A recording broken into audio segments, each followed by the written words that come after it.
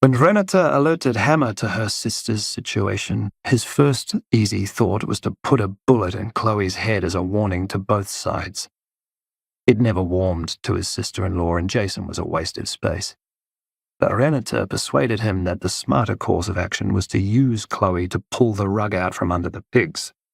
She'd make sure that Chloe was fed enough information to point the cops in the wrong direction, while alternative arrangements were made in a series of very secret meetings between Hammer and TJ. Nearly a ton of high-grade crystal meth, hidden in a container of heavy farm machinery, was thus quietly delivered to another part of the port, loaded on a semi-trailer, driven overnight to Wellington, then rerouted back up the North Island for final delivery to a big disused agricultural shed in Tamaki. There the container was opened and emptied. Hundreds of convenient half-kilo packs were retrieved from behind the false walls of the container and parceled out to be distributed throughout the country by a network of gang-associated dealers. By the time Spud was explaining to his superiors why so much money had been spent on an operation that had got it so wrong, one of the largest single shipments of pea to hit the streets of Aotearoa at one time was being sold from Kaitaia to Bluff, and the Reapers and Knights were in for a spectacular windfall. The gang holiday in Fiji went ahead.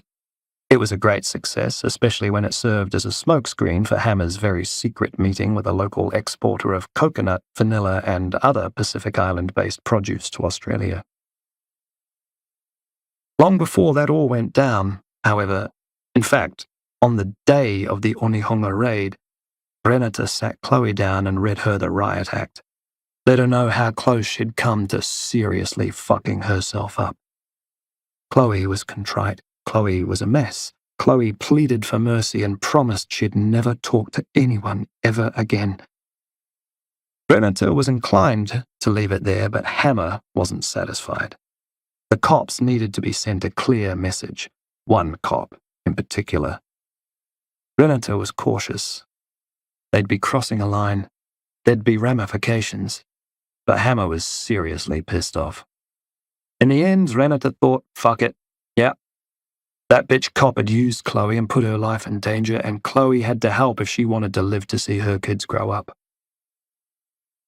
Faced with these options, Chloe gave up Honey's address with only the briefest hesitation. Traditionally, police and gangs kept a wary, even respectful distance from each other. A good number of them were as likely as not to be cousins, at least.